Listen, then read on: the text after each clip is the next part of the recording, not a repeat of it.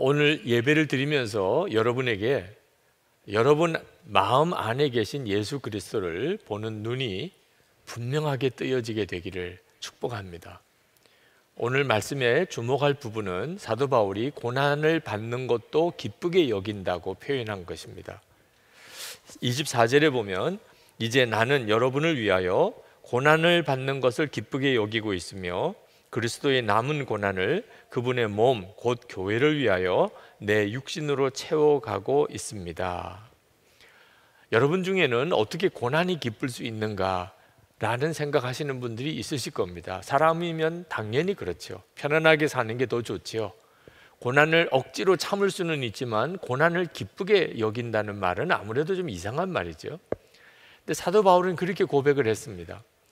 사도 바울은 표현하기를 그리스도의 남은 고난이라고 표현했고 또 교회를 위하여 내가 받는 고난이라고 이렇게 말씀을 했는데, 하나님께서 사도 바울에게 하나님의 말씀 복음을 전할 사명을 주셨고 그 사명을 감당하는 일을 위해서 고난이 닥쳐올 때 사도 바울은 그것을 기쁘게 여긴다는 겁니다. 도대체 하나님께서 사도 바울에게 어떤 말씀을 전하라고 하셨기에 그 말씀을 전하는 동안에 고난 당하는 것조차도 기뻐할 수 있었을까? 우리 정말 궁금한 일이죠. 사도 바울이 정말 기뻐하면서 고난 당하는 것까지 기뻐하면서 전했던 말씀의 핵심은 예수가 그리스도라는 복음입니다. 예수가 그리스도라고 하는 복음이 무엇이 그렇게 특별한 복음인가? 지금 우리는 예수가 그리스도라는 복음에 대해서 특별한 어떤 느낌이 없을 수 있습니다. 그러나 이때 당시는 아주 특별했습니다. 이스라엘 백성들, 유대인들은 자기들이 하나님이 택한 선민이라는 생각을 하고 있었고 그래서 하나님이 자기들에게 율법을 주셨다고 자랑하고 있었습니다. 이방인들은, 유대인이 아닌 사람들은 다 이방인이죠. 우리들도 이방인입니다.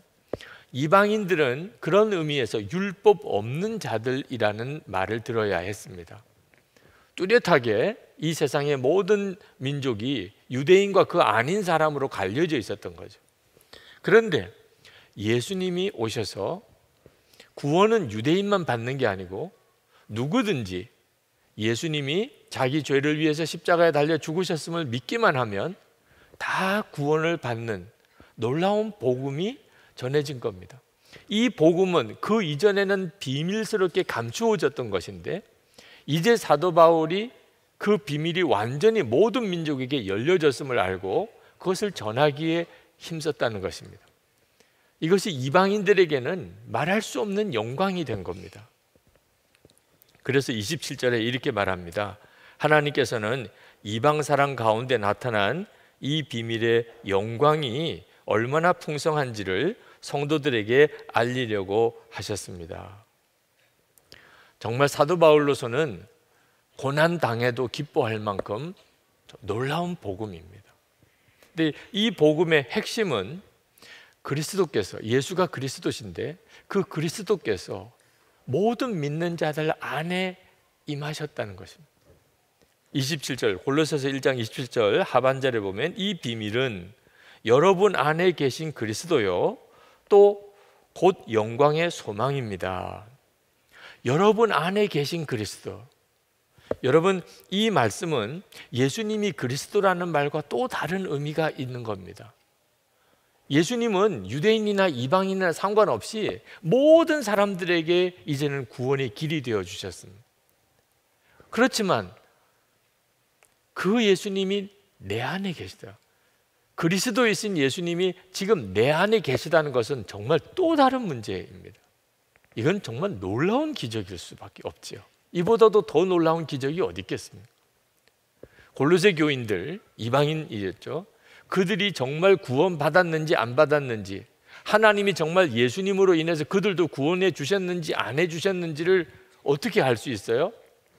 그들 안에 그리스도가 임하여 계시는 것. 그 골로새 교인들 안에 예수 그리스도가 임하여 계신 것보다 더 큰 증거가 어디 있겠습니까?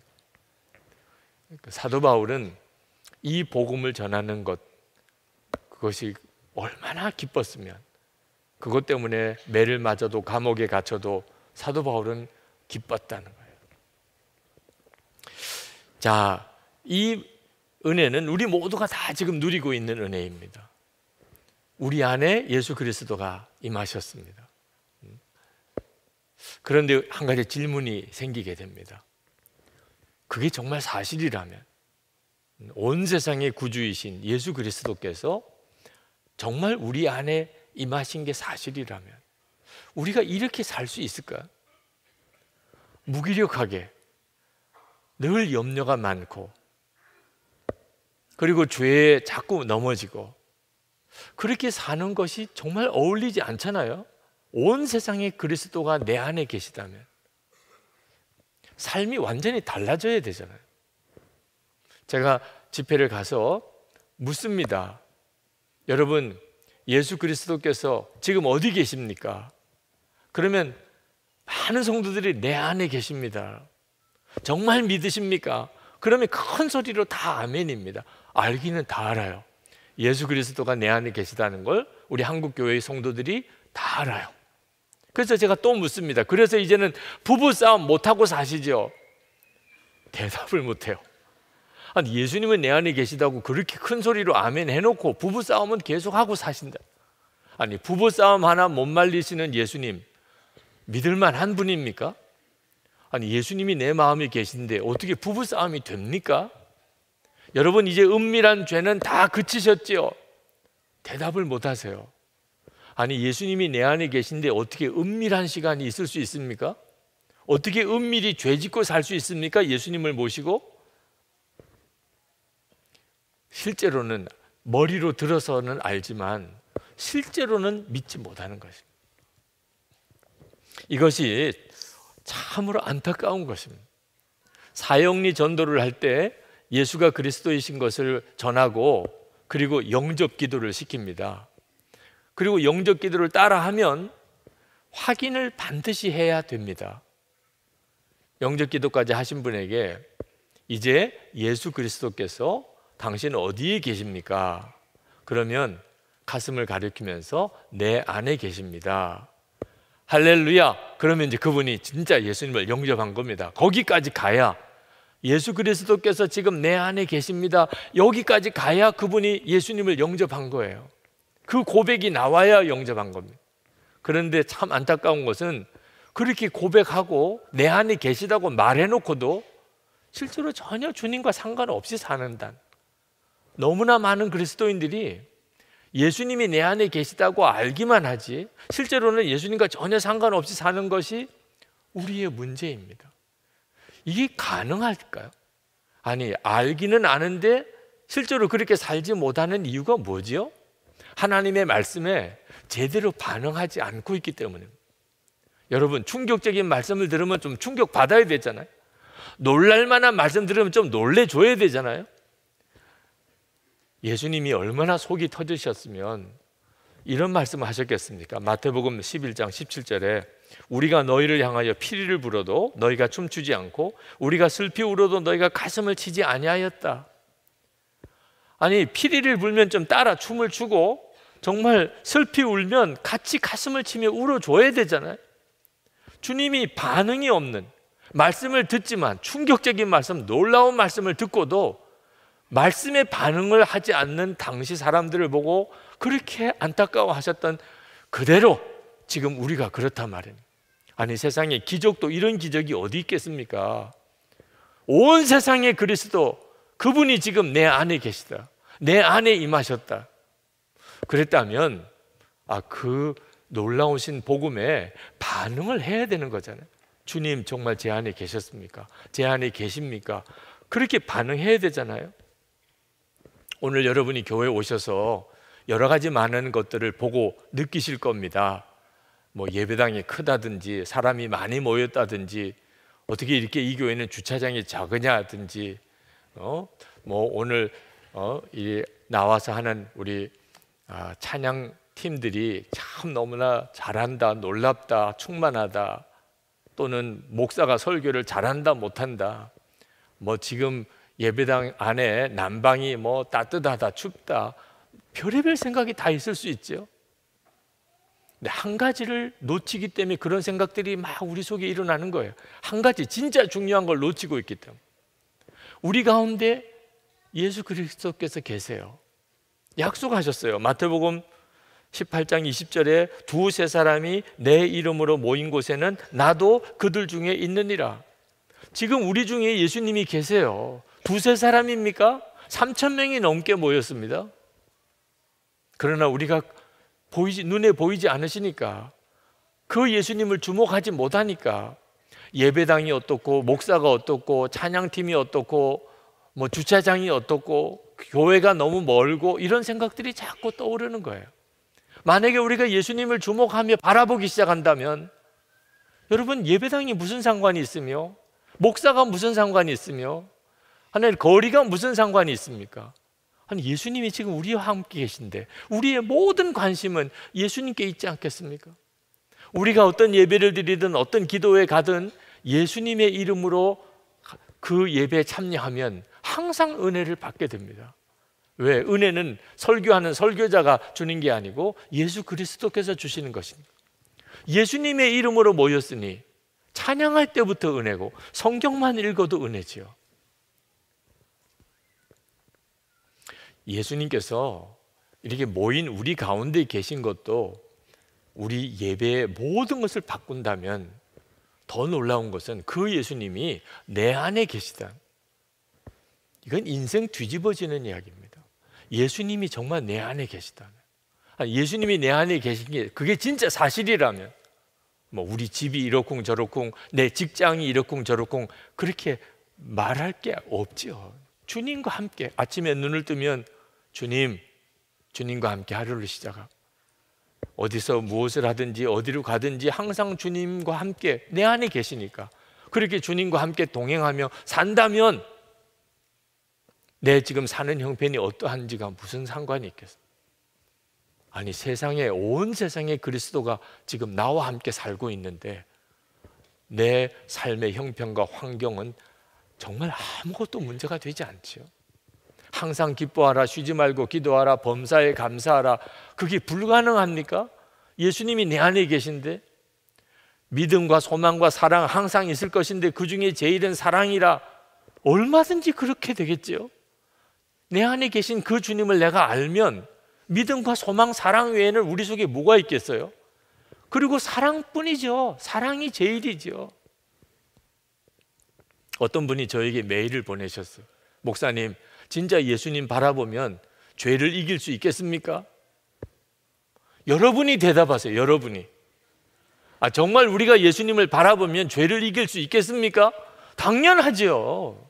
예수님이 나와 함께 계신, 내 안에 계신 주님을 바라보면서 죄 지을 사람이 누가 있습니까? 주님이 바라보아지지 않고 내 안에 계신 게 믿어지지 않으니까 그 죄가 내가 도무지 이길 수 없는 유혹이 되는 거죠. 지금 우리에게 정말 중요한 게 뭘까요? 내 안에 계신 예수 그리스도, 정말 그게 사실인가? 정말 예수님이 내 안에 계시다는 말이 정말인가? 저는 예수님이 제 안에 계시다는 설교를 고등학교 2학년 때 처음 들었습니다. 그리고 얼마나 두려웠는지 모릅니다. 저에게는 은혜가 아니었어요. 두려움이었습니다. 고린도후서 13장 5절에 너희는 믿음 안에 있는가? 너희 자신을 시험하고 너희 자신을 확증하라. 예수 그리스도께서 너희 안에 계신 줄을 너희가 스스로 알지 못하느냐? 그렇지 않으면 너희는 버림받은 자니라. 예수 그리스도가 내 안에 계신 것을 스스로 알지 못하면 너는 버림받은 자니라. 예수님이 제 안에 계신 것을 저는 몰랐어요. 예수님이 내 안에 계신 걸 몰랐다는 말은 안 계시다는 말과도 같잖아요. 저는 교회 다니면 예수 믿는 줄 알았어요. 목사 아들이니까 당연히 예수 믿는 사람인 줄 알았어요. 그런데 성경을 보니까 예수 그리스도께서 너희 안에 계신 것을 알지 못하느냐? 예수님이 진짜 내 안에 계시다는 말이야? 아니, 그런데 왜 나는 모르겠지? 이건 저에게 있어서는요, 정말 두려운 일이었어요. 그러면 나는 예수 믿는 사람이 아니라는 말이잖아. 그 말을 상담을 못 하겠어요. 교인들이 알면 어떻게 해요? 교인들이 아버지 쫓겨나는 거죠. 목사인 아버지가 그 목사 아들이 예수 안 믿는 데더라 쫓겨날 일이에요. 누가 알까봐 두려워요. 그래서 제가 선택할 수 있었던 것은 믿는 척하는 것밖에 없었어요. 믿는 척하는. 너무 두려웠어. 이 말씀이 은혜가 아니고 두려움이었어요. 여러분 그 심정을 이해할 수 있으시겠어요? 예수님이 내 안에 계신데 난 믿어지지는 않아. 저는 그렇게 넘길 수가 없더라고요. 이건 저에게 있어서는 심각한 문제예요. 내가 진짜 예수 믿는 사람이냐 아니냐. 아니, 내가 목사가 돼야 될 사람이라는데 이러고도 내가 신학교 가도 되냐. 그런데 감사한 것은 제가 그때 그 말씀을 그냥 귓전으로 스치듯이 지나버리지 않고 제가 두려움으로 받았어요. 이 말씀이 진짜라면 이건 얼마나 놀라운 일이냐. 그런데 내가 도대체 내 안에 계신 예수님을 어떻게 알 수 있느냐. 그 갈망과 그 간절함으로 지금까지 온 거예요. 고등학교 2학년 때부터요. 주님 정말 제 안에 계십니까? 계시면 저도 주님을 알게 해주세요. 정말 제 안에 계신 게 맞다면 그러면 나도 주님을 알아야 이게 맞는 거 아니겠습니까? 주님은 그런 제 갈망에 너무나도 놀랍게 응답하셨어요. 왜? 주님이 그걸 더 원하시고 계십니다. 저는 오늘 이 시간 이 자리에 있는 여러분 모두가 이 설교를 영상으로 듣고 녹음으로 듣는 분들까지도 정말 여러분 안에 계신 예수 그리스도를 알게 되고 그리고 그 주님과 동행하는 역사가 있게 되기를 축복합니다. 여러분이 진짜 말씀에 제대로만 반응하면 놀랄 말씀이면 좀 놀라게, 충격이면 좀 충격으로 다가가는, 두려움으로 다가오면 두려워하면서 하나님께 나아갈 수 있으면 반드시 말씀의 역사를 여러분이 다 경험하게 됩니다. 사도 바울은 고난 받는 것도 기쁘다 그렇게 표현했는데 이유는 자기 안에 예수 그리스도가 계신 것 때문이었어요. 예수님이 내 안에 계시니 그 예수님 내 안에 계시는 이 복음을 전하는 일을 위하여 고난 당한다 할지라도 나는 기쁘다. 왜? 전해지는 복음이 너무 엄청난 것입니다. 28절에 우리는 이 그리스도를 전합니다. 이건 사도 바울이 가지고 있는 정말 뜨거운 확신이고 기쁨이고 감격이었어요. 그리고 누구든지 자기 안에 예수 그리스도가 계신 것을 진짜 알게 되면 그 사람은 온전한 사람이 돼요. 정말 완전히 변화된 사람이 된다고 확신했어요.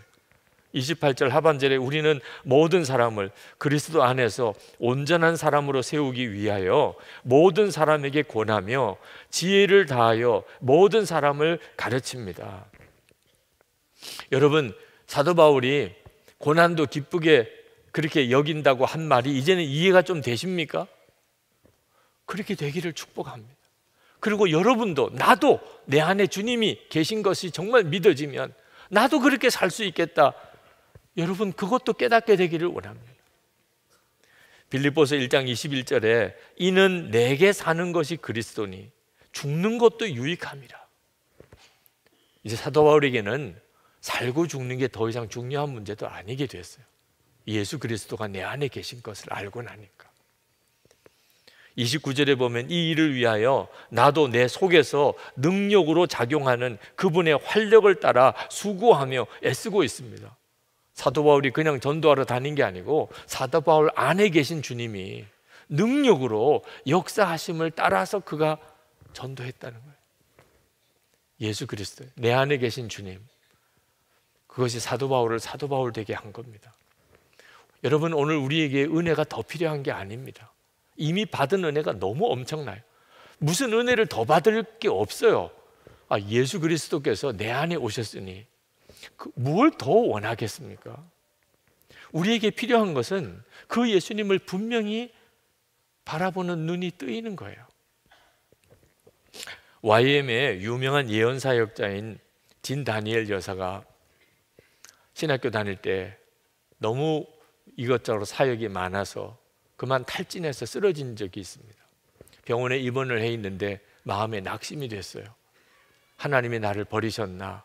왜 내가 이렇게 병원에 입원해야 하는가? 해야 될 일이 너무나 많은데 그렇게 마음이 낙심되어 있는데 어느 자매가 찾아왔습니다. 모르는 자매예요.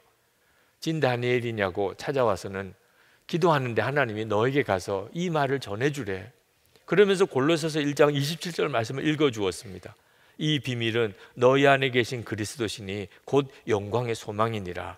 그러면서 진 다니엘의 손을 잡으면서 내 안에 계신 그리스도시래.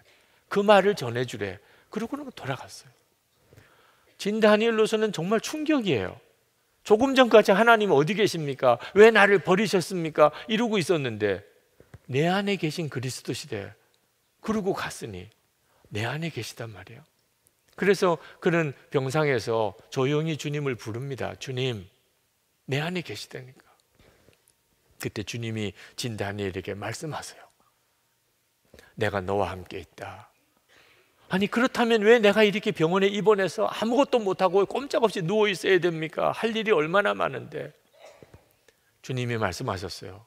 너는 나를 위해 많은 일을 하고 싶어 하지만 내가 원하는 것은 너 자신이야. 나는 너를 위해서 나를 주었어. 그러니 너는 너를 나에게 주면 충분한 거야. 내가 많은 일을 하려고 하지만 그건 다 내가 하는 거야. 너가 하지 못해도 걱정 안 해도 돼. 너는 내가 할 수 있는 것만 하면 충분해. 진 다니엘로서는 자기가 할 수 있는 게 아무것도 없는데 아니 내가 할 수 있는 것으로만 충분하다니. 그때 생각이 났어요. 내가 할 수 있는 게 있구나. 병원에 입원해서 꼼짝없이 누워있지만 할 수 있는 게 있구나. 그게 하나님을 경배하는 것. 찬송하는 것은 얼마든지 할 수 있지. 그래서 그가 찬송을 부르기 시작합니다. 그때 그가 깨달은 것을 이렇게 썼습니다. 몸은 비록 쇠약해져 있었지만 나는 예수님을 경배하였다. 그렇게 했을 때 나는 더 이상 의롭지도 또한 공허하지도 않음을 깨달았다. 며칠 동안 나는 주님의 임재하심과 영광이 내 위로 흘러넘치는 것을 느꼈다. 마치 먼 곳에 떠났다가 다시 돌아온 좋은 느낌이었다. 나는 격려를 받고 용납받았으며 사랑받았다. 그분은 내 영을 소생시키시고 내 구원의 기쁨을 새롭게 하셨다. 진 다니엘이 내 안에 계신 주님을 깨닫고 난 다음에 완전히 그 사역의 차원이 달라져 버렸어요. 하나님이 그를 정말 놀랍게 쓰신 거죠. 여러분, 하나님께서 저와 여러분에게 선물을 주시고 싶을 때 최고의 선물을 뭘 주시고 싶으실까요? 돈일까요? 성공일까요? 건강일까요? 하나님이 도대체 무슨 선물을 주고 싶으실까요? 최고의 선물은 하나님 자신을 주시는 겁니다. 그리고 그렇게 하셨어요. 우리 안에 오셨어요. 그 주님 안에 모든 것이 있잖아요. 모든 기적이 주님께 있잖아요. 그런 은혜를 받았습니다. 문제는 우리가 그것을 정말 믿을 거냐 안 믿을 거냐 하는 거예요. 여러분, 아직도 나는 죽고 예수로 사는 믿음이 힘들다고 느끼십니까? 예수 그리스도가 내 안에 오신 것을 알고 나면 나는 죽고 예수로 그냥 사라지는 거지 뭘 힘들 게 뭐가 있어요. 그게 가장 놀라운 복인데. 여러분, 축구팀이 졌다고 낙심하시는 분들이 많더라고요. 한두 번 그랬습니까? 한두 번? 네. 아니, 우리가 살면서 그런 일 얼마나 많이 겪습니까? 축구팀 정도예요? 사업이 망해가지고 마음의 좌절 오는 경우도 얼마나 많습니까? 믿었던 사람한테 배신당하는 일이 한두 번입니까? 아니, 정말 나는 그럴 일이 없을 거야. 건강 자신했던 사람이 병으로 쓰러지는 일도 많잖아요. 그게 인생이잖아요. 우리가 사는 동안에 기대도 가지고 꿈도 가지고 재산, 돈, 그리고 시간 다 투자했는데 결국 남은 것은 좌절이고 실패고 배신이고 그게 인생이잖아요. 여러분, 이렇게 결국은 좌절로 실패로 끝날 것을 위해서 평생을 사시겠습니까? 언제까지 그렇게 사시겠습니까?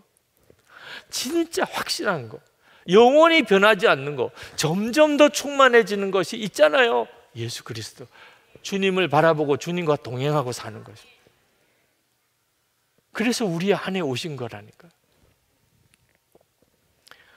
예수님께서 정말 내 안에 계신다면 왜 나는 주님을 보지 못하나요? 그런 질문 하시는 분이 있더라고요.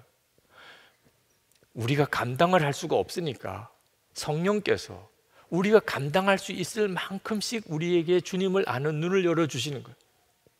다니엘서 10장에 보면 다니엘이 21일 금식기도 하고, 그리고 천사, 응답을 가져온 천사를 만나는 장면이 나옵니다. 그때 다니엘이 거의 죽는 것 같았어요. 그 천사의 영광을 보는 것만 감당을 못해서 완전히 땅에 쓰러져서 거의 죽은 것 같이 되었습니다.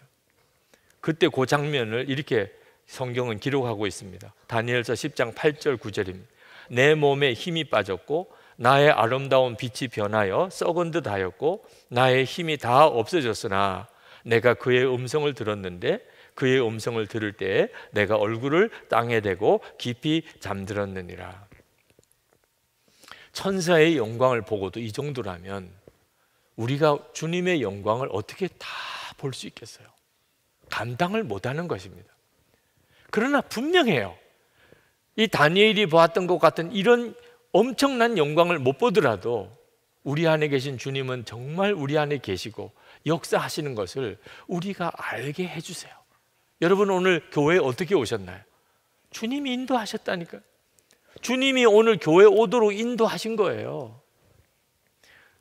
요한복음 6장 44절에 나를 보내신 아버지께서 이끌지 아니하시면 아무도 내게 올 수 없으니 오는 그를 내가 마지막 날에 다시 살리리라. 여러분, 오늘 교회에 오실 때 그때 그 주님의 인도하심, 그 감각을 놓치시면 안 돼요. 여러분, 교회에 오는 것에만 주님의 인도를 받으실 겁니까? 부부 생활에, 자녀들을 가르칠 때, 여러분의 모든 일상생활 속에, 직장 일에 주님은 정확하게 여러분을 이끌고 계세요. 이미 우리 안에 오셨고 역사하고 계시다니까.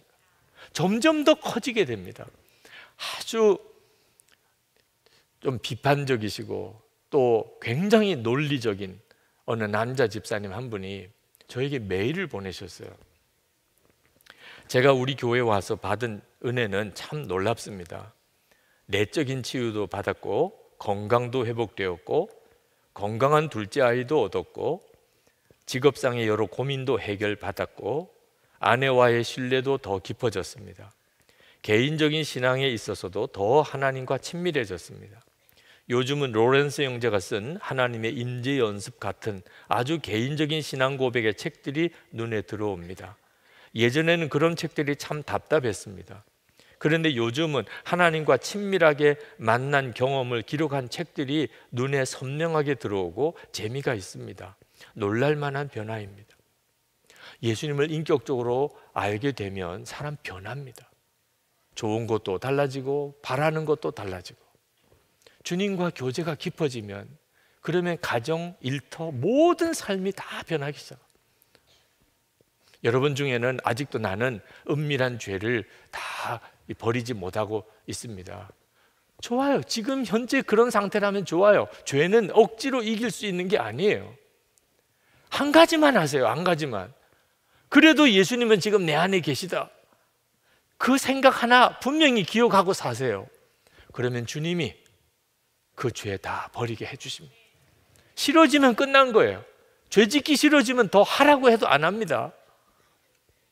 여러분, 나는 항상 기뻐할 수가 없어요. 좋아요. 지금 그렇다면 그 상태대로 좋아요. 한 가지만 기억하세요. 예수님은 내 안에 계시다. 지금도 내 안에 계시다. 그 예수님만 바라보고 살아보세요. 그러면 주님이 기쁨의 역사를 일으키세요. 속에서부터 기쁨이 일어나는데 어떻게 해요? 우리가 할 일은 하나예요. 주님을 바라보는 거예요. 주님, 정말 내 안에 계십니까? 나도 주님을 알고 싶습니다. 내가 주님과 온전히 동행하는 그런 삶을, 그 삶을 온전히 살고 싶습니다. 여러분들이 정말 그렇게 기도하고 나가보세요. 주님의 역사를 다 경험하시게 되실 겁니다. 오늘 이 시간 우리가 함께 기도했으면 좋겠는데, 여러분 중에 그렇습니다. 제 안에 예수님이 정말 계시다면 나도 주님을 정말 만나고 싶고 그렇게 주님과 함께 그렇게 살고 싶습니다. 그게 내게 있어서는 정말 간절한 소원이 되었습니다. 그러신 분이 있다면, 정말 간절한 소원이고 여러분의 갈망이시라면 여러분 일어나서 기도합시다. 그분들은 일어나서 기도하세요. 우리 주님, 정말 제 안에 계시다면 저를 만나 주십시오. 그리고 내 안에 계신 그리스도와 함께 동행하며 살게 해 주옵소서. 우리 다 같이 기도하겠습니다. 행복한 설 명절 보내시기를 바랍니다. 설 명절을 맞아서 좀 다짐할 게 있습니다. 설 명절에 예수를 잘 믿자, 꼭 다짐하셨으면 좋겠습니다. 왜냐하면 이런 명절이 예수 잘 믿기 어려운 때입니다. 여러 가지 모양으로. 그래서 항상 여러분의 마음에 명절 때 내가 예수님을 잘 믿자, 그런 다짐을 꼭 하시기 바랍니다. 저희 교회 부목사님이 서울에 어느 큰 교회 담임 목사님으로 청빙받아 가셔서 취임 예배 드릴 때 저에게 축사를 해달라고 부탁을 하셔서 기도하면서 하나님이 주신 마음이 예수님을 잘 믿으시라는 것이었습니다. 서울의 큰 교회 담임 목사님에게 예수를 잘 믿으라고 말하는 게 좀 어폐가 있는 것 같지만, 큰 교회 담임 목사 자리가 예수 잘 믿기 어려운 자리라고 깨달아졌기 때문입니다. 여러분, 예수 믿는 것은 공격을 받습니다. 마귀가 아주 집요하게 우리가 예수를 잘 믿지 못하게 그렇게 우리를 공격합니다. 북한은 그 핍박이 세계에서 제일 박해지수가 높은 나라이죠. 요즘엔 이웃 중국도 예수 믿는 교회 성도들, 선교사님들을 굉장히 핍박하는 나라가 되었습니다. 일본은 노골적으로 핍박은 안 하지만 사회적으로, 영적으로 대단히 예수 믿기 어려운 나라입니다. 자, 그런 나라는 예수를 믿는 것 자체가 예수를 잘 믿는 겁니다. 예수를 잘 안 믿을 거면 아예 예수를 믿지도 못하는 거니까요. 우리나라는 상대적으로 예수 믿는 것이 자유롭습니다. 그런 점에 있어서는 감사한데, 한편으로는 예수를 믿는 것이 예수를 잘 믿는 것이 아닌 그런 어려움이 있습니다. 예수를 믿는다고는 하지만 예수를 잘 믿지 않아도 그냥 예수 믿는다고 할 수 있는 세상, 우리가 정말 정신 똑바로 차려야 합니다. 그냥 교회 다니는 것을 예수 믿는 것이라고 생각하면 안 됩니다. 예수를 정말 잘 믿어야 할 때입니다.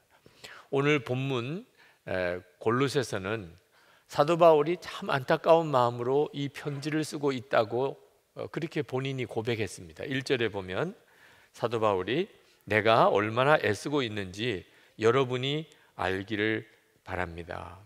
사도 바울이 이처럼 아주 간절한 마음으로 이 편지를 쓰는 이유는 골로새 교인들이 예수를 잘 믿게 되기를 바라기 때문입니다. 왜 그런가 하면 골로새 교회에 거짓 교훈을 가르치는 이단들이 교회 안에 들어오기 시작했기 때문입니다.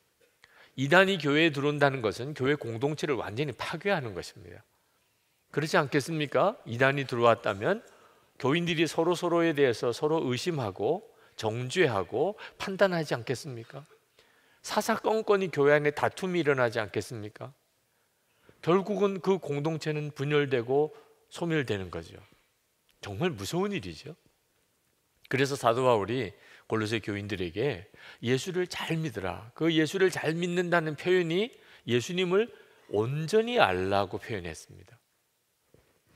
2절 하반절에 보면 내가 이렇게 하는 것은 여러분 모두가 사랑으로 결속되어 마음의 격려를 받고 깨달음에서 생기는 충만한 확신의 모든 풍요에 이르고 하나님의 비밀인 그리스도를 온전히 알게 하려는 것입니다. 교회 안에 분열이 일어나고 이단이 교회 안에 들어오게 될 때 이걸 해결하는 방법은 하나밖에 없습니다. 서로 따지고 그렇게 회의하고 또 서로 싸우고 그래서 해결될 문제가 아닙니다. 예수님을 온전히 더 잘 아는 겁니다. 예수님 안에 모든 지혜와 지식이 있기 때문에 예수님을 온전히 알게 되면 그러면 싸울 문제가 없어지게 됩니다. 3절에 보면 그리스도 안에는 모든 지혜와 지식의 보화가 감추어져 있습니다. 여러분의 가정이나 또는 교회에 어떤 분열이 있고 다툼이 생기면 항상 정답을 어디서 찾아야 되는지를 정확히 알아야 합니다. 예수님을 온전히 알게 될 때 문제는 해결된다는 겁니다. 서로 사랑하게 되고, 그리고 서로 확신 안에 거하게 되고, 은혜가 넘치는 공동체가 되는 겁니다. 자, 그러면 어떻게 예수님에 대하여 온전히 알 수 있을까요? 그건 배워서 하는 지식을 말하는 게 아닙니다. 예수님 안에 거하라는 겁니다. 예수님 안에서 살아가라는 겁니다. 6절에 이렇게 말씀했습니다. 그러므로 여러분이 그리스도 예수를 주님으로 받아들였으니 그분 안에서 살아가십시오. 여러분이 다 예수님을 주님으로 받아들인 사람이잖아요. 그러니 주 안에서 살아가십시오. 여러분, 이 말씀을 오늘 정확히 붙잡아야 됩니다.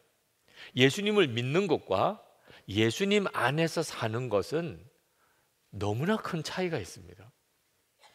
사도 바울이 5절 말씀에 보면 골로새 교회에 와본 적도 없고 골로새 교인들을 만난 적도 없는데 골로새 교인들의 형편을 잘 안다고 말씀하고 있습니다.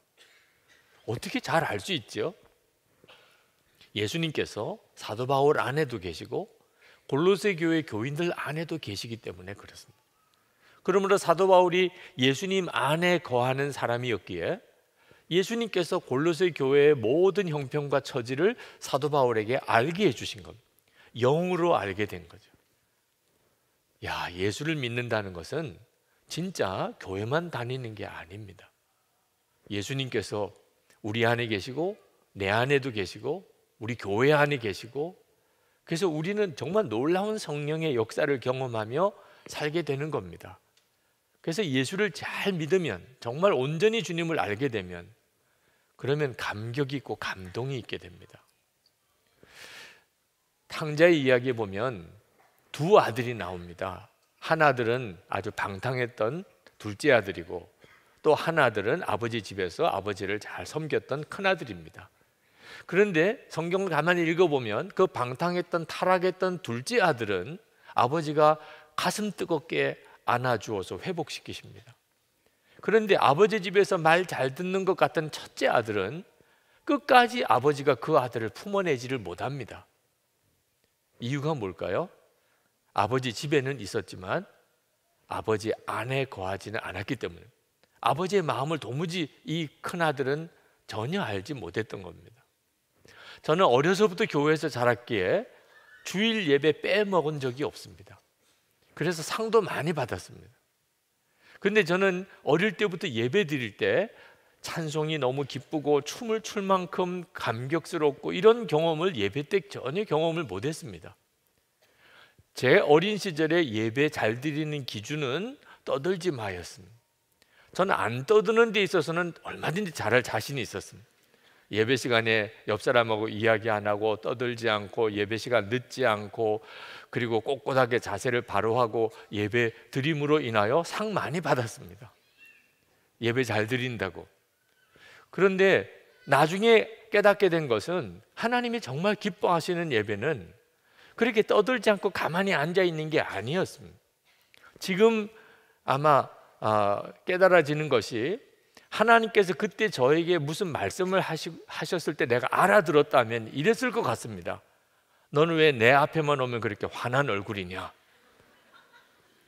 정말 아무 표정도 없고 아무 감동도 없이 예배 시간에 그냥 꼿꼿하게 앉아서 끝날 때까지 예배 잘 드렸으니까. 저는 제일 은혜 받은 시간이 끝나는 시간, 예배 끝나는 시간이 제일 은혜가 되더라고요. 여러분, 사춘기 때 아이들 표정 대략 짐작이 가시죠? 네, 아무 낙도 없고 아무 관심도 없고, 그죠? 그냥 정말 짜증충만 하고 그런 표정으로 예배 시간에는 앉아 있으면 그냥 예배 잘 드렸다고 하던 그 시절을, 뭐가 문제였을까? 예수님을 인격적으로 몰랐던 거예요. 예수님을 인격적으로 만나지 못했으니까 예배는 의무였습니다. 예수님을 인격적으로 알게 되고 제가 예수님 안에 거하는 눈이 열리게 되면서부터 찬송이 달라지고 예배가 달라졌어요. 그냥 예수 믿는 거하고 예수님 안에 거하는 것, 예수님 안에서 사는 것은 정말 놀라운 차이가 있습니다. 여러분, 예수님 안에 사는 것은, 그럼 어떻게 하면 예수님 안에 살 수 있을까? 예수님이 내 안에 계신 것을 믿는 거예요. 에베소서 3장 17절에 보면 믿음으로 말미암아 그리스도께서 너희 마음에 계시게 하시옵고 너희가 사랑 가운데서 뿌리가 박히고 터가 굳어져서 이렇게 표현했습니다. 예수님이 하신 말씀이 요한복음 15장 4절에 너희가 내 안에 거하라. 그러면 나도 너희 안에 거하리라. 이 두 말씀을 가만히 비교해 보면 어떻게 하면은 예수님이 우리 안에 거하시게 되는지를 아주 참 놀랍게 대조적으로 말씀하고 있습니다. 예수님은 내 안에 거하라. 에베소서 3장 17절에는 믿음으로 말미암아. 이 말이 같은 말이라는 걸 알 수 있습니다. 그러니 우리가 예수님 안에 거하는 것은 예수님이 내 안에 계신 것을 정말 믿는 것입니다. 우리가 예수를 잘 믿는다는 말은, 그리고 예수님을 온전히 안다는 것은 예수님이 지금 내 안에 계시다는 것을 분명하게 믿게 될 때, 그때 문제가 완전히 달라져 버립니다. 지난 주일 뇌종양 수술을 받으시는 여자 집사님 한 분이 기도 받으러 오셨습니다. 그런데 기도해 드리기 전에 이런저런 이야기를 나누다가 그분이 질문이 있다고 그러시더라고요. 어느 날 하나님의 음성을 들었는데 내가 너를 떠난다, 그런 아주 정말 청정병력 같은 음성을 들었다는 거예요. 하나님이 자기를 떠나신다는 거예요. 왜 그런 생각을 하셨냐 그랬더니 자기가 하나님을 대적하고 하나님을 막 욕을 했던 적이 있었다는 거예요. 성령을 회방한 죄는 용서받지 못한다고 그런 말씀을 자기가 알고 있는데 하나님이 자기를 그래서 떠나신다는 거예요. 자, 이제 뇌종양 수술, 어려운 수술을 앞두고 있는데 기도도 안 되는 거예요. 하나님이 나를 떠나셨으니까. 자, 뇌종양 수술보다도 더 심각한 문제가 있으시더라. 그래서 제가 그 집사님에게 질문을 했습니다. 집사님, 예수님을 집사님의 구주라고 그렇게 믿으십니까? 예, 그러시더라고요. 하나님을 아버지라고 부르시면서 기도하십니까? 예, 그러시더라고요. 성령의 근심이 느껴지십니까? 하나님을 향한 소원이 마음에 있습니까? 다 예, 그러시더라고요. 그러면 성령님께서 집사님을 떠난 거 아닙니다. 지금 집사님 안에 있는 그 예라는 대답은 성령님이 아니면 도무지 할 수가 없는 대답입니다. 성령을 회방하는 죄라는 것은 예수님의 십자가의 속죄의 은혜를 거부한다는 뜻입니다. 그러니까 용서받을 길이 없는 겁니다. 용서의 십자가의 은혜를 거부하니 어떻게 용서를 받습니까? 그런 뜻입니다. 하나님을 대적하고 하나님을 욕하고 그랬던 사람들 중에 하나님이 참 놀라운 주의 종으로 쓰신 경우가 수도 없이 많습니다. 속으시면 안 됩니다. 마귀가 장난하는 일의 선수입니다. 무슨 소리 들려주는, 말씀을 붙잡고 믿으셔야 됩니다. 그 집사님의 얼굴이 확 펴지셨어요. 믿어지니까. 예수님이 내 안에 계시다는 게 믿어지니까. 그러니까 이 어려운 수술을 앞두고 있는 두려운 마음이 사라진 거죠. 여러분, 예수님께서 여러분 안에 계시다고 하는 사실이 그리스도의 비밀입니다. 이것이 복음의 비밀, 너희 안에 계신 그리스도. 사도 바울은 골로새 교인들에게 정말 알게 하고 싶은 것이었어요. 지금 이단들이 온갖 미혹을 가지고 그들의 영혼을 빼앗으려고 들어옵니다. 어떻게 그들을 이길 수 있습니까? 예수님에게 믿음의 뿌리를 받고 있어야 되는데, 예수님에게 뿌리를 받고 있다는 말은 예수님이 내 안에 계시다는 것을 확실하게 믿는 것입니다. 7절 말씀에 보면 여러분은 그분 안에 뿌리를 받고 세우심을 입어서 가르침을 받은 대로 믿음을 굳게 하여 감사의 마음이 넘치게 하십시오. 자, 예수님을 믿어도 예수님에게 뿌리를 받고 세움을 입는 사람, 그 사람이 누구죠? 예수님 안에서 사는 사람입니다. 내 안에 예수님이 계신 것을 분명히 아는 사람이죠.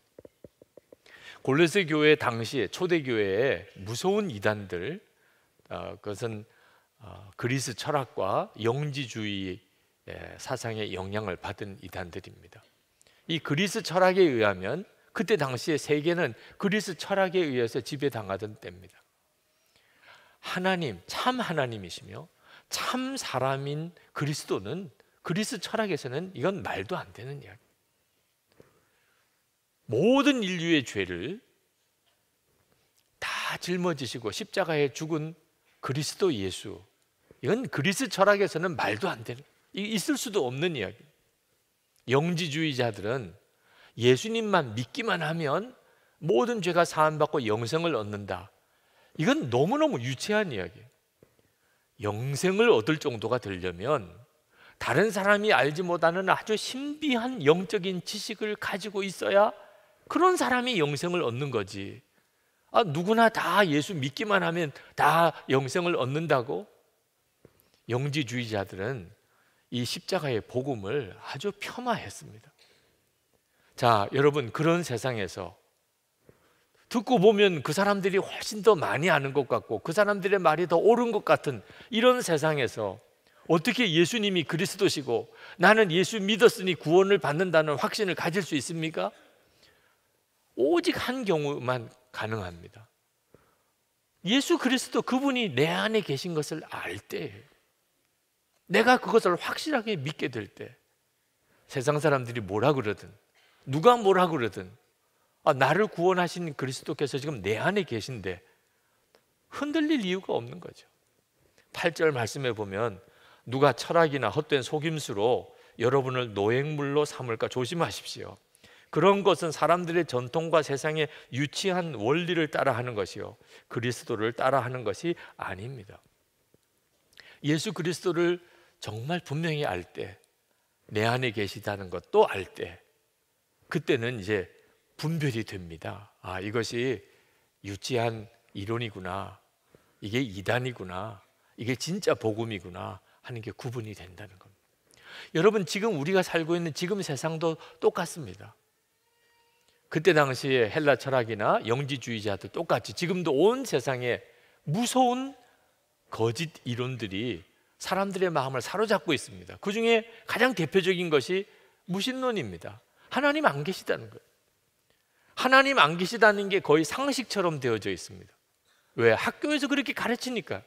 학교에서 진화론을 가르칩니다. 진화론이 진리인 것처럼 가르칩니다. 그 말은 하나님이 안 계시다고 노골적으로 부인하는 것입니다. 그러니 학교에서 그렇게 배웠으니 하나님이 안 계시다고 하는 생각이 우리 의식이나 생활 속에 그대로 젖어 있는 거죠. 무신론의 가장 조직적인 그런 체제가 공산주의입니다. 우리는 공산주의를 이미 다 겪어서 압니다. 그 공산주의가 얼마나 거짓된 사상인지. 그런데 참 기가 막힌 것은 공산주의의 핵심인 무신론과 유물론은 지금 한국의 주류 사상이 되어 있습니다. 하나님의 존재, 인간 영혼의 존재 믿지 않습니다. 오직 믿는 것은 돈이면 제일이다. 여러분, 이것이 얼마나 무서운 세계관인 줄 알아야 합니다. 예수를 믿는 사람들조차도 돈이면 제일이라고 생각하는 사람 많습니다. 성공 왜 하려고 그러세요? 돈 버니까. 성공하면 돈을 많이 벌겠으니까. 그래서 성공하고 싶어 하는 거죠. 무서운 우상숭배입니다. 여러분, 그 배후에 역사하는 영이 있음을 알아야 됩니다. 사람들이 이렇게 하나님을 믿지 않고 돈이면 제일이라고 생각하는 이유는 그 배후에 무서운 영이 역사하기 때문에. 거짓의 영, 탐심의 영, 음란의 영, 폭력의 영, 죽음의 영, 미혹의 영, 아주 정말 끔찍하고 더러운 무서운 영들이 사람들의 마음을 사로잡고 그리고 그들을 파멸의 길로 이끌어가고 있습니다. 이것이 지금 현재 우리가 살고 있는 세상입니다. 그런데 어떻게 예수님을 믿을 수 있어요? 그런 세상에서 어떻게 우리가 예수님이 그리스도시고 그리고 예수 믿으면 구원받는다는 확신을 가질 수 있나요? 오직 하나죠. 그 예수 그리스도가 내 안에 계신 것을 아는 거죠. 그 주님을 내가 인격적으로 만나고 주님과 동행하는 사람인 경우에는 세상이 어떻게 가든지 미혹받지 않습니다. 13세기에 위대한 신학자인 토마스 아퀴나스라는 신학자가 있는데 그분이 신학대전이라고 하는 정말 대단한 그런 책을 썼습니다. 하나님의 어떤 영적인 원리에 대해서 성경을 근거해서 참 대단한 책을 썼습니다. 그런데 그분이 말년에 아주 참 놀라운 하나님의 임재 체험을 하게 됩니다. 그 하나님의 임재 체험을 하고 난 다음에 이 토마스 아퀴나스가 책 쓰는 것을 중단했습니다.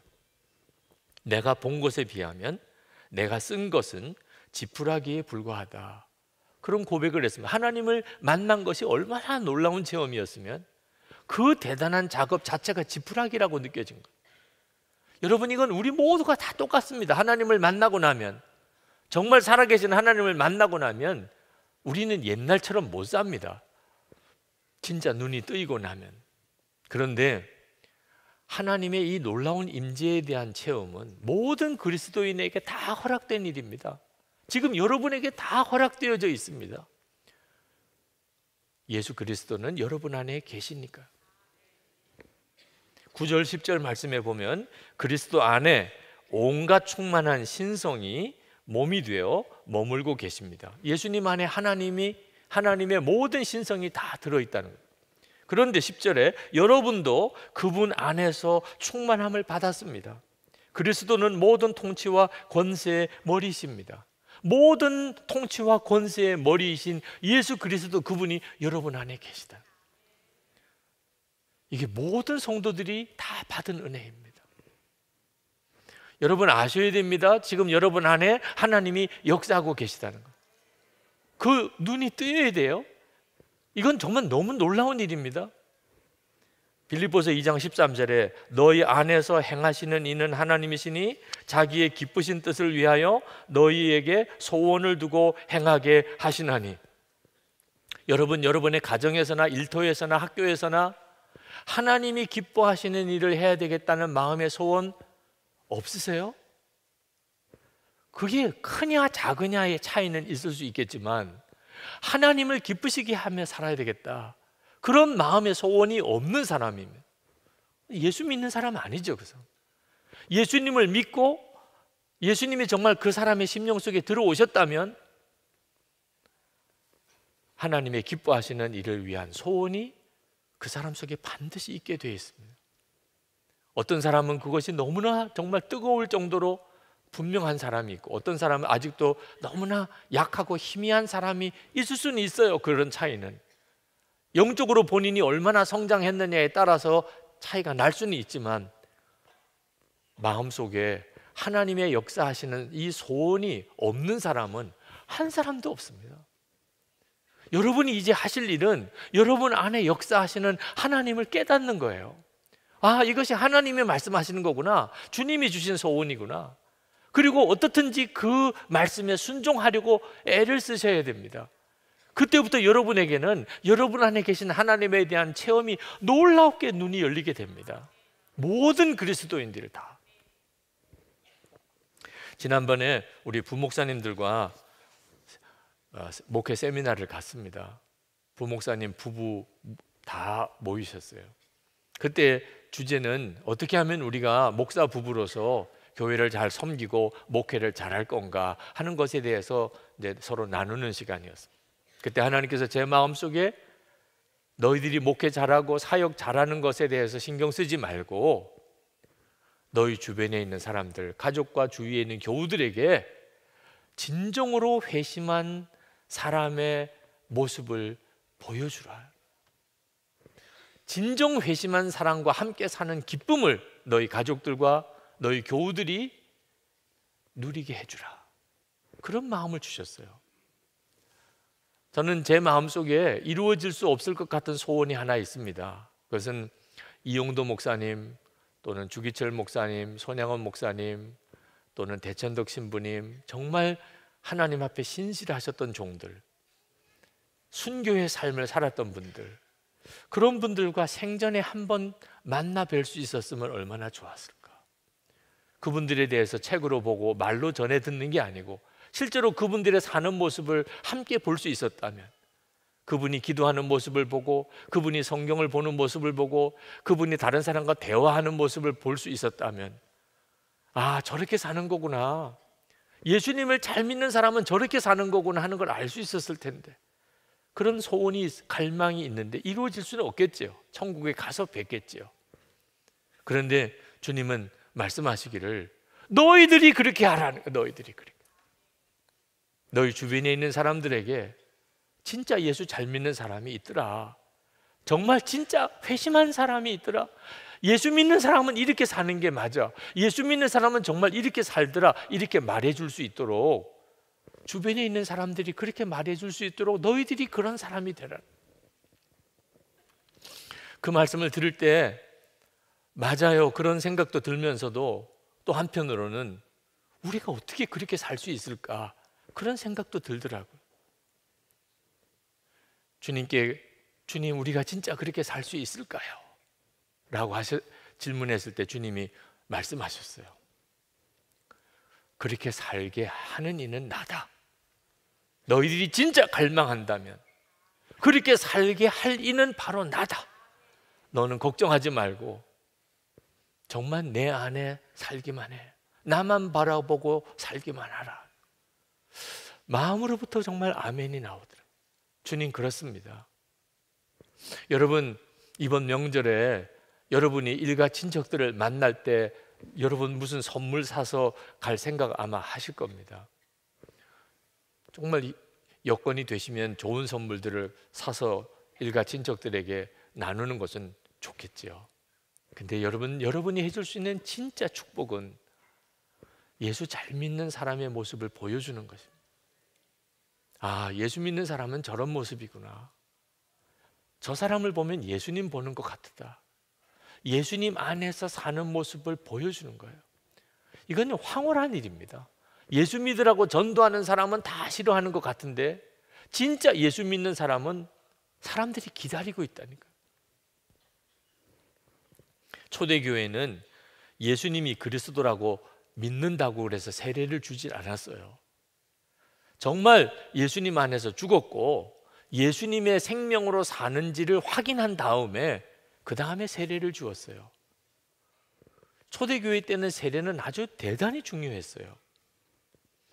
12절 말씀에 여러분은 세례로 그리스도와 함께 묻혔고 또한 그분을 죽은 사람들 가운데서 살리신 하나님의 능력을 믿는 믿음으로 그리스도 안에서 그리스도와 함께 살아났습니다.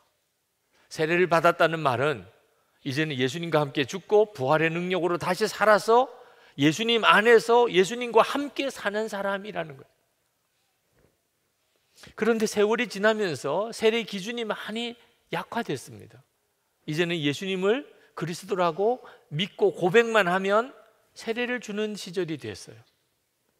이제는 나는 죽고 예수로 사는지 확인하는 과정이 없어졌어요. 세례 받기는 쉬워졌는데 교회는 문제가 생겼습니다.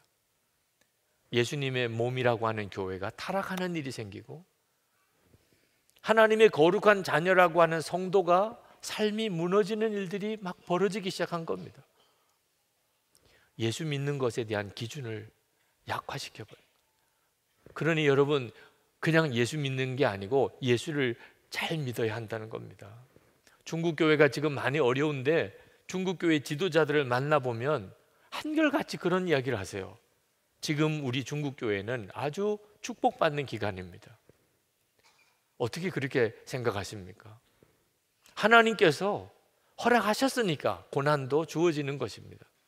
하나님은 이 고난을 통해서 중국 교회를 정결하게 하시고 더 주님 안에 있게 만드시려고 하시는 것 같습니다. 그 말씀을 들으면서 참 이분들이 대단한 분들이라고 생각이 들었어요. 여러분, 우리는 그런 고난은 없습니다. 여러분, 그렇기 때문에 지금 우리가 정신 차려야 합니다. 고난을 당하고서야 정결해지고 주님과 온전히 연합하는 일, 꼭 그래야만 될 이유가 없잖아요. 지금 그렇게 해야 합니다. 저는 처음에 24시간 예수님 바라보고 사는 것은 수도원에나 들어가야 되는 일인 줄 알았습니다. 그런데 매일 주님을 바라보는 일기를 쓰면서 학교 다니고 직장 다니고 가정생활 꾸려가면서 얼마든지 할 수 있다는 걸 알게 됐습니다. 여러분, 그 점에 대해서 궁금하시면 이번에 오늘까지 등록 마감인데 예수 동행일기 훈련 들어와 보세요. 한번 훈련 받아보시라고. 저는요, 예수님과 친밀히 동행하는 것은 개인적인 영성인 줄 알았습니다. 그런데 일기를 같이 나누어 쓰다 보니까 함께 하는 것이 훨씬 더 유익하고 더 풍성하다는 걸 알았어요. 그래서 일기를 통해서 나눈 방에서 서로 일기를 서로 나누고 주님과 동행하려고 서로 격려하게 된 겁니다. 하나님이 허락하셔서 우리 교회 안에 예수님과 친밀히 동행하는 운동이 시작이 됐는데 이건 정말 너무나 소중한 것입니다. 여러분들이 이 기회를 놓치지 않게 되기를 바랍니다. 오늘 우리가 성찬을 받는데 이 성찬은 세례 받을 때 믿음을 다시 회복시키는 겁니다. 그냥 예수 그리스도라고 아는 것으로 세례 받은 그 수준 말고 오늘 성경이 말하는 대로 예수님과 함께 죽고 부활의 능력으로 사는, 그렇게 되었을 때 받았던 그 세례, 오늘 성찬을 통하여 하나님께서 우리에게 다시 회복시켜 주십니다. 예수님의 살과 피를 먹고 마시면서 나는 예수님과 함께 이미 죽었고 예수님으로 사는 자가 되었다는 것을 오늘 하나님이 여러분에게 다시 회복하시는 시간이 되기를 축복합니다. 여러분이 정말 그렇게 기도하시고 성찬을 받으시기 바랍니다. 오늘 저는 여러분들이 오직 주님만 의지하는 그런 믿음을 갖게 되기를 진심으로 축복합니다. 오직 주님만 의지하는 믿음이 정상적으로 예수님을 믿는 믿음이고, 그게 가장 잘 사는 길이고, 그리고 가장 능력 있는 삶, 세상을 이기는 능력입니다. 여러분 중에는 여전히 예수님만 의지하라고 하는 말에 대한 거부감이 있거나 또는 두려움이 있는 분이 있으실 겁니다. 이유는 하나입니다. 아직도 예수님이 누구신지를 정확히 몰라서 그런 겁니다. 예수님께서 우리를 위해서 십자가에 죽으시고 다시 사신 그 주님을 만난 사람은 오직 예수님만 의지하며 살게 마련입니다. 그래서 여러분들이 정말 주님을 더 깊이 알고 더 분명하게 바라볼 수 있게 되기를 축복합니다. 예수님은 우리를 살리시려고 십자가에서 죽으신 분입니다. 13절 말씀에 여러분은 죄를 지은 것과 육신의 할례를 받지 않은 것 때문에 죽었으나 하나님께서는 여러분을 그리스도와 함께 살리시고, 우리가 죽었던 자라는 겁니다. 그리고 예수 그리스도로 살리셨다는 겁니다. 에베소서 2장 1절에도 같은 말씀을 하고 계십니다. 그는 허물과 죄로 죽었던 너희를 살리셨도다 라고 말씀했습니다. 여러분, 정말 얼마나 놀라운 일입니까? 죽었다가 살아난 사람입니다. 여러분, 성경에 나오는 나사로 이야기 아실 겁니다. 죽었다가 정말 다시 살아난 사람이죠. 여러분, 그런 심정이십니까? 지금 죽었는데 예수님 때문에 살아난 사람의 심정입니까? 여러분은 이 말씀을 진짜 믿으십니까? 정말 그 말씀이 여러분의 삶입니까? 만약에 그렇다면, 내가 죽었다가 예수님 때문에 살아난 사람이라고 정말 여러분이 믿으신다면 이보다 더 놀라운 간증이 어디 있겠습니까? 무슨 다른 소원이 필요하겠습니까? 죽었던 내가 살았는데 뭐 하나님 앞에 뭘 더 구할 게 있겠습니까? 어떤 분은, 목사님, 저 죽은 거 아닌데요? 저 죽은 적 없는데요? 이렇게 말씀하시는 분도 있으실 겁니다. 아직까지 그 정도밖에는 복음이 이해가 안 되는 분도 있을 겁니다. 여기서 죽었다는 말은 영이 죽었다는 것입니다. 죄로 인하여 영이 죽습니다. 그 말은 영적인 감각을 다 잃어버린다는 겁니다. 하나님이 계신지도 모르고 믿어지지도 않고, 그러니까 하나님과 동행하는 삶은 당연히 살지 못하는 거죠. 그게 바로 영이 죽었다는 겁니다. 여러분도 그랬던 적이 있었잖아요. 하나님 믿어지지도 않고, 그리고 하나님께 예배 드린다는 건 상상도 안 되고, 지금 이렇게 예배당에 나와 앉아 있는 것 자체가 기적이신 분이 있잖아요. 얼마 전까지만 해도 상상도 안 되는 일인 분도 있잖아요. 그랬던 우리였던, 영이 죽었던 자. 그런데 예수님 십자가에 달려 보배 같은 피를 흘려주신 바람에 우리가 예수님과 함께 죽고, 그리고 예수님으로 살게 됐다는 겁니다. 13절 하반절에 보면 하나님께서는 여러분을 그리스도와 함께 살리시고 우리의 모든 죄를 용서해 주셨습니다. 예수님이 십자가에서 죽으신 것은 우리의 죄를 용서하기 위해서, 속죄하기 위한 은혜가 가장 큰 목적인데, 죄가 사함 받으니까 영이 살잖아요. 그러니까 우리의 영의 죽음은 죄 때문이고, 우리가 예수님의 십자가로 속죄함을 받으니까 영이 살게 된 겁니다. 우리 편에서 생각하면 정말 말할 수 없이 귀한 은혜요, 감사할 제목인데, 객관적으로 보면 이게 사실 말이 안 되는 일입니다. 지옥에 갈 수밖에 없는 우리를 살리시려고 하나님께서 친히 십자가에서 죽으셨다. 여러분, 이건 설명도 안 되고 해석도 안 되고 이해도 안 되는 일입니다.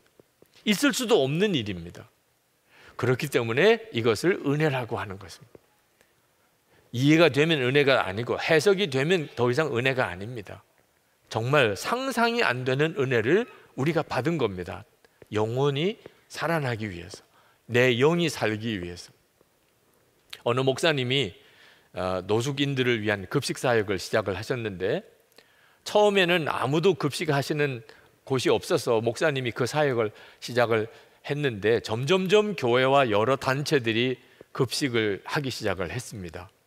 그래서 어느 순간에 보니까 너무나 급식하는 데가 많고 서로 경쟁까지 할 정도가 돼서 이제 목사님이 급식을 그만두려고 생각을 했습니다.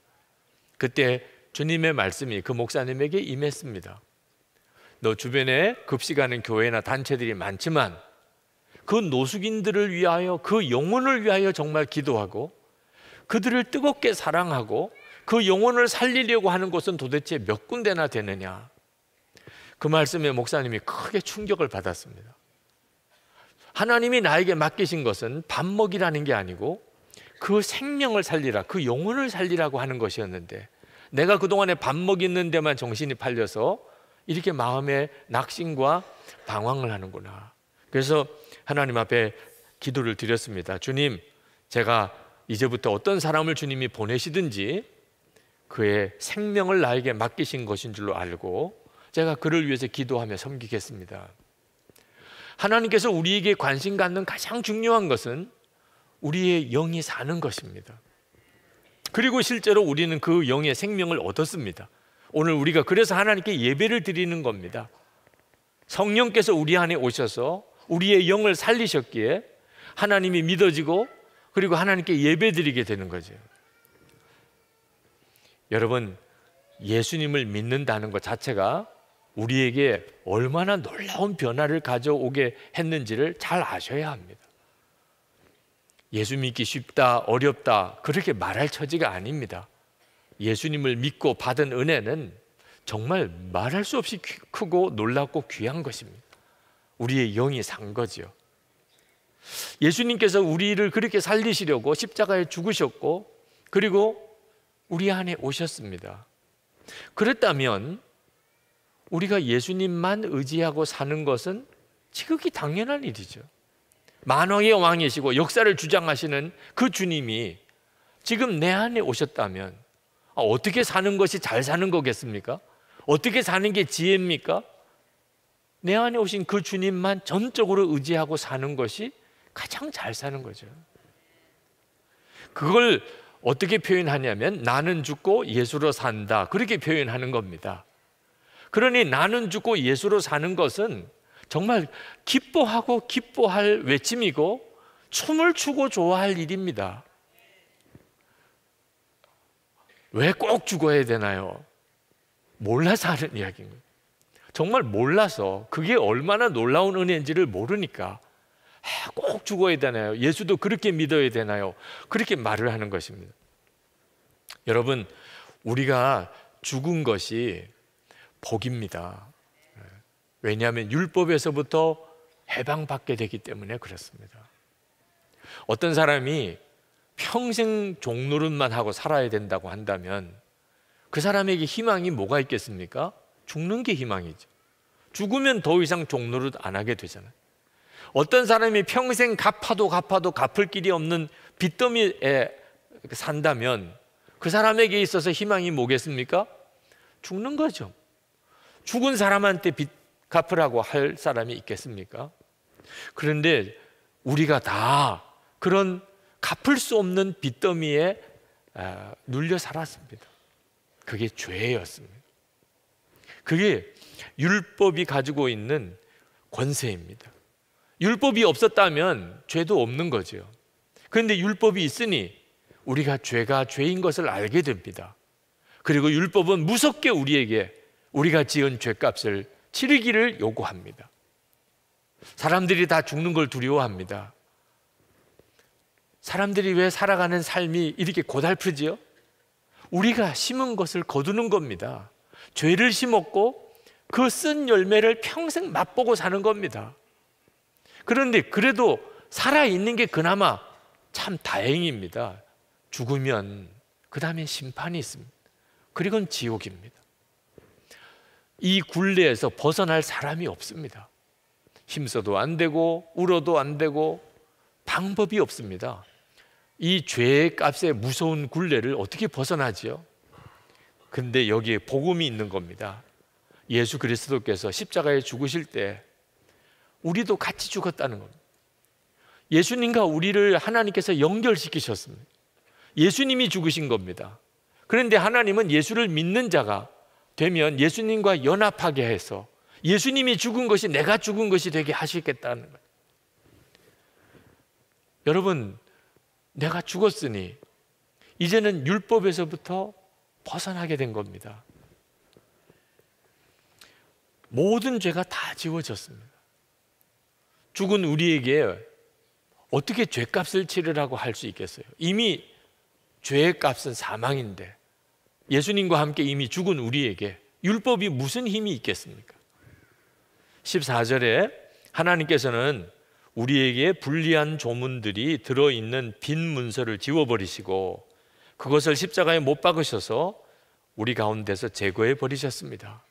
여러분, 이 구절을 정확하게 기억하셔야 됩니다. 하나님께서 우리가 그토록 굴레에 사로잡혀서 죄의 종노릇하고 율법의 저주 아래에 있었던 우리를 주님이 십자가에서 완전히 다 그 빈 문서를 제거해 버리시고 그 율법을 다 지워 버리시고 우리를 그 가운데서 건져내셨어요. 이것이 십자가의 은혜입니다. 예수 믿은 축복이 뭐죠? 모든 죄가 사함받고 지옥에서부터 건짐을 받은 것입니다. 그러므로 나는 죽었습니다. 이건 정말 황홀한 고백입니다. 그렇게 고백할 수 있게 해주신 은혜가 감사한 것이죠. 예수님이 죽으신 것을 내가 죽은 것이라고 하나님이 인정하셨으니 이건 정말 엄청난 축복이죠. 여러분, 우리는 이게 정말 웬 은혜인가? 이게 웬 복인가? 그렇게 하나님 앞에 감사할 사람들입니다. 이것이 정상적인 그리스도인의 마음이고 정상적인 그리스도인의 고백입니다. 여러분, 이 감각을 절대로 놓치면 안 됩니다. 기쁨이 넘쳐서 너무 감사해서 나는 죽었습니다. 이렇게 고백하는 이 감각을 놓치면 안 됩니다. 그때부터 우리는 진짜 예수 믿는 사람으로 살게 됩니다. 그리고 주님의 역사가 우리 가운데서 나타나게 됩니다. 율법의 권세는 죄 지으면 지옥 가는 겁니다. 사람들은 다 이 율법의 적용을 받습니다. 그런데 예수 그리스도를 믿고 예수님 안에 있는 자는 더 이상 율법의 적용을 받지 않습니다. 우리는 앞으로 하나님의 자녀가 될 사람이 아니고 이미 하나님의 자녀가 되었습니다. 여러분도 여러분의 자녀들을 조건 없이 사랑하실 겁니다. 말 잘 들으면 데리고 살고 말 안 들으면 내쫓습니까? 우리 아버지 되시는 하나님도 똑같으십니다. 예수 그리스도 안에서 우리를 결코 버리지 않으시고 포기하지 않으시고 우리를 사랑하십니다. 이것이 예수님의 십자가의 복음이요 은혜입니다. 이렇게 율법의 권세에서 해방받은 사람은 사망의 권세를 이기게 됩니다. 이제는 죽는 게 더 이상 무섭지 않습니다. 우리에게는 영생이 있음을 알기 때문에 그렇습니다. 그렇기 때문에 세상의 통치자와 권력자들이 두렵지 않은 것입니다. 15절에 보면 그리고 모든 통치자들과 권력자들의 무장을 해제시키시고 그들을 그리스도의 개선 행진의 포로로 내세우셔서 무사람의 구경거리로 삼으셨습니다. 세상 권력자들이 가지고 있는 무기가 죽음입니다. 너 내 말 안 들으면 죽인다. 법을 어기면 죽인다. 마지막에 권력자들이 가지고 있는 무기가 죽음인데 예수 믿는 사람은 죽음의 권세를 이겼습니다. 그러니 세상 군왕이 무서울 이유가 없는 거죠. 예수님께서도 그렇게 말씀하셨습니다. 몸은 죽여도 영혼은 능히 죽이지 못하는 자들을 두려워하지 말고 오직 몸과 영혼을 능히 지옥에 멸하실 수 있는 이를 두려워하라. 예수님의 십자가의 은혜를 알고 나면 이제는 율법을 지켜야 구원받는다는 이 거짓 교사들의 미혹이 분별이 됩니다. 예수님을 온전히 알게 되면, 복음을 정확히 알게 되면 이단들이 우리를 더 이상 넘어뜨릴 수가 없습니다. 그래서 골로새 교인들에게 율법을 지켜야 구원받는다는 자들의 말을 너희들이 이제 무시하라. 16절 17절에 말씀합니다. 그러므로 먹고 마시는 일이나 명절이나 초승달 축제나 안식일 문제로 아무도 여러분을 심판하지 못하게 하십시오. 이런 것은 장차 올 것들의 그림자일 뿐이요 그 실체는 그리스도에게 있습니다. 율법은 그림자고 실체는 예수 그리스도입니다.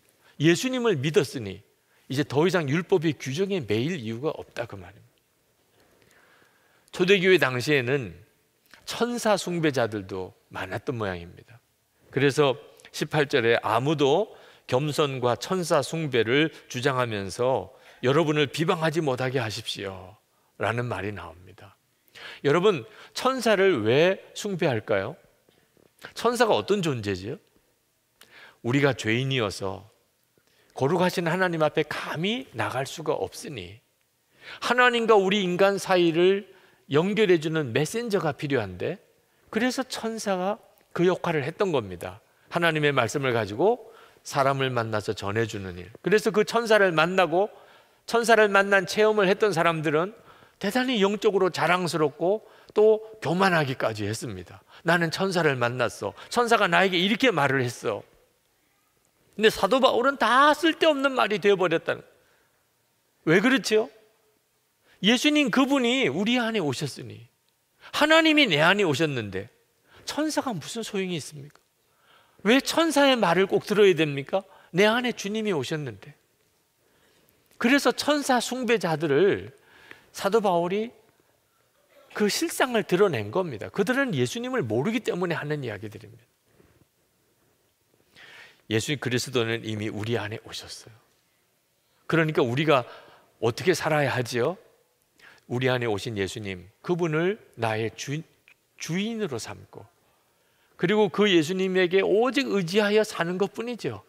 우리가 이렇게 예수님을 믿으면 예수님은 우리를 반드시 지키시고, 그리고 우리의 교회를 세우시고 영적으로 우리가 성장해서 장성하게 만드십니다. 19절에 온 몸은 머리이신 그리스도로부터 각 마디와 힘줄을 통하여 영양을 공급받고 서로 연결되어서 하나님께서 자라게 하시는 대로 자라나는 것입니다. 여러분, 예수님이 머리라는 고백은 예수님이 생명이시다, 예수님이 내 주인이시다, 그런 뜻입니다. 다시 말하면 예수님이 다 책임져 주신다, 예수님으로부터 모든 은혜가 다 공급된다, 그런 뜻입니다. 골로새서 1장 9절부터 12절까지 보면 사도 바울이 골로새 교회를 위해서 7가지 제목으로 기도한 부분이 나옵니다. 그 기도 제목이 이렇습니다. 하나님의 뜻을 알게 하시고 범사에 기쁘게 하시고 열매를 맺게 하시고 하나님을 점점 더 알게 하시고 능력 있게 살게 하시고 기쁨으로 오래 참게 하시고 성도의 기업을 얻게 해 주시라는 것입니다. 여러분, 주목해 볼 내용은 골로새 교인들 보고 그렇게 살라고 말한 게 아니라는 겁니다. 하나님께서 그렇게 해 주신다. 하나님께서 그렇게 하게 해주신다. 오늘 본문 골로새서 2장 13절에서 15절까지 말씀도 하나님께서 친히 행하시는 일에 대해서 이렇게 말씀합니다. 우리를 그리스도와 함께 살리시고 모든 죄를 용서하여 주셨고 율법의 빈 문서를 지워버리시고 그것을 십자가에 못 박으셨고 우리 가운데서 제거해 버리셨고 모든 권력자들의 무장을 해제시키시고 그들을 그리스도의 개선행진의 포로로 내세우셔서 무사람의 구경거리로 삼으셨다는 것입니다. 한마디로 하나님이 다 하셨다는 것입니다. 예수 그리스도께서 우리에게 모든 은혜를 다 주셨고 이미 주셨고 또 주실 것입니다. 여러분 중에는 예수님이 뭐 밥도 떡도 준 것도 없는데, 나 예수 믿었지만 별로 복 받은 것은 없는데, 그러신 분이 있으실 거예요. 예수님으로부터 별로 받은 게 없다고 생각하시는 분, 제가 여러분이 받은 것 좀 말씀드릴까요? 네. 자, 속죄함 받으셨습니까? 못 받은 분 있으면 한번 손 들어 보십시오. 네. 예수 그리스도로 인하여 속죄의 은혜를 못 받은 사람 한 사람도 없습니다. 본인이 믿지 않는 것은 어쩔 수 없지만 모든 사람을 위하여 예수님은 십자가에 죽으셨습니다. 그거 하나만 가지고도 다른 것은 다 소용이 없을 정도. 예수 그리스도로 인하여서 내가 속죄함을 받았다. 모든 은혜는 거기서부터 시작하는 겁니다. 모든 복은 다 거기서부터 시작하는 겁니다. 예수님이 여러분의 생명이 되셨습니다. 이 복 못 받으신 분 한번 손들어 보세요. 예수님이 여러분의 생명이 되셨습니다. 여러분과 함께 옛사람 십자가에 죽고 그리고 부활의 주님으로 다시 살게 하셔서 여러분이 영생을 얻었습니다. 예수 믿고 영생 못 받으신 분 손들어 보시라니까. 의롭다함을 받았습니다. 우리가 의로워져서 의롭다 인정받은 게 아니고 예수 믿고 우리는 의로운 자라는 인정을 받았습니다. 우리는 거룩한 자라는 인정을 받았습니다. 우리는 하나님의 자녀라고 하는 인정을 받았습니다. 예수님 우리 안에 오셔서 우리의 생명 되시고 우리와 함께 사시는 은혜를 받았습니다. 여러분, 받아도 그만 안 받아도 그만인 것들도 있습니다. 돈, 성공, 뭐 인기, 뭐 건강, 우리가 살아가는 동안에 다 필요한 것들이지만 받아도 그만이고 못 받아도 그만입니다. 돈, 뭐 인기, 성공, 건강 가진 분들 한번 찾아가서 이제는 만족하십니까? 한번 물어보시기 바랍니다. 실제로 가지고 보면 그게 진짜가 아니라는 것을 누구나 다 압니다. 여러분 죽고 난 다음에 하나님 앞에 가서 왜 나는 돈 안 주셨습니까? 나는 왜 성공 못하게 했습니까? 왜 내게는 인기나 왜 내게는 건강을 안 주셨습니까? 하나님 앞에 따지고 원망할 사람 여기 한 사람도 없습니다. 하나님 앞에 가보면 예수님 한 분이면 진짜 충분합니다. 하나님께서 가장 옳으십니다. 하나님이 나에게 가장 좋은 걸 주셨습니다. 다 그렇게 고백할 겁니다. 받아도 그만 못 받아도 그만인 것들은 하나님께서 어떤 분에게는 주님의 뜻대로 주시기도 하고 안 주시기도 하십니다. 그러나 반드시 받아야 될 게 있습니다. 누구라도 다 받아야 될 게 있습니다. 속죄의 은혜, 영생의 생명, 의롭다함을 받은, 거룩하다 인정받는 것, 하나님의 자녀라고 인정받는 것, 주님이 함께 오셔서 동행해 주시는 은혜, 이 은혜는 다 받아야 합니다. 반드시 받아야 합니다. 근데 이 모든 은혜가 다 예수 그리스도 안에 있습니다. 그래서 예수 그리스도 안에 사는 사람이 부족함이 없는 것입니다. 사도 바울이 자기는 모든 형편에 자족하는 법을 배웠다고 그랬습니다.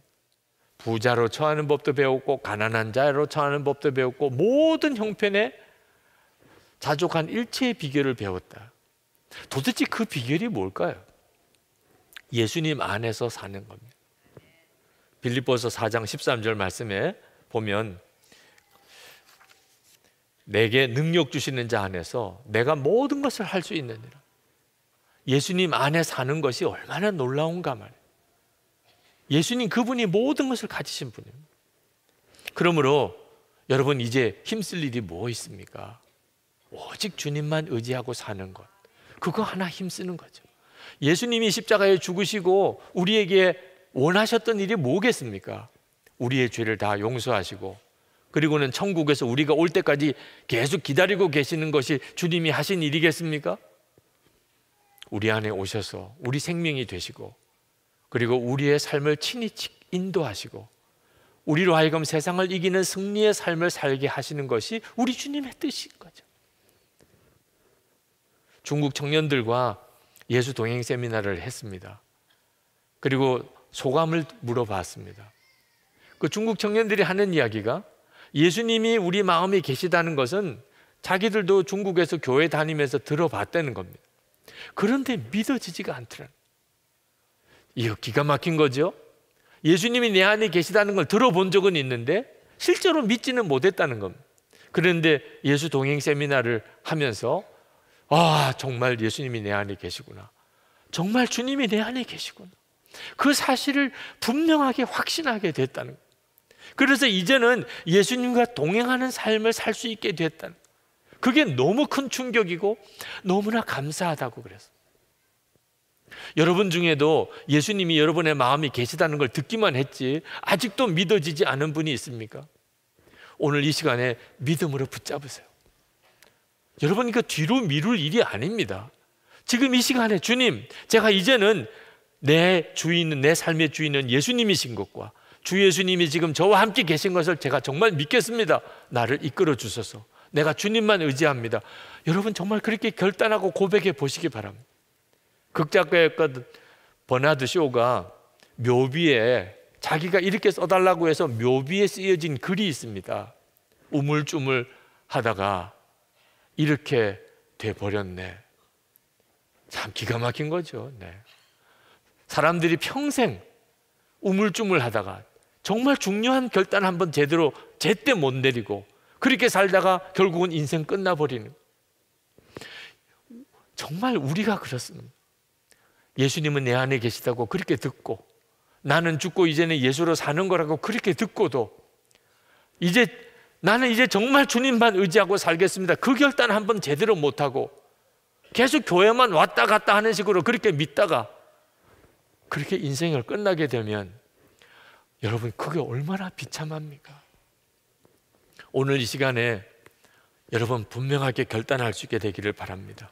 정말 주님과 친밀히 동행할 수 있을까요? 가정에서나 일터에서나 교회에서나 정말 내가 변화된 삶을 살 수 있을까요? 물론입니다. 하나님이 해주신다니까. 여러분이 주님을 바라보고 주님만 의지하고 예수님이 내 주인이시라고 분명히 믿고 살면 주님이 해주신다니까. 19절 말씀에 하나님께서 자라게 하시는 대로 자라나는 것입니다. 하나님께서 하신다는 거예요.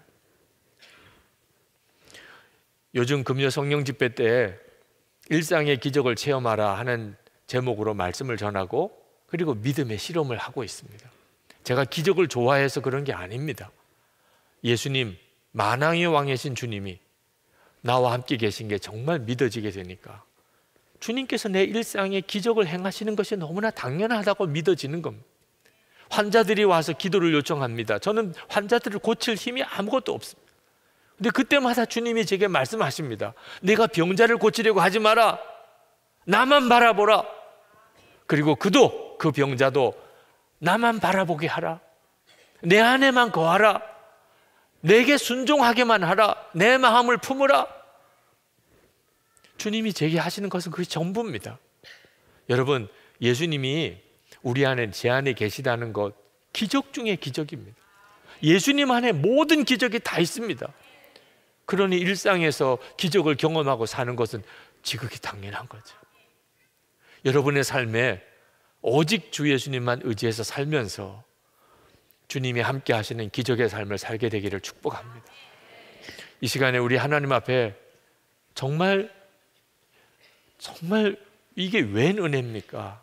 하나님, 제게 이렇게 은혜를 주신 하나님의 뜻이 무엇입니까? 그렇게 고백하고 찬양하고, 그리고 이제는 정말 주 예수님만 믿고 살겠습니다. 이제는 예수님만 나의 주인이신 것을 분명히 하고 주님만 의지하겠습니다. 결단하는 기도를 우리 같이 드리십시다.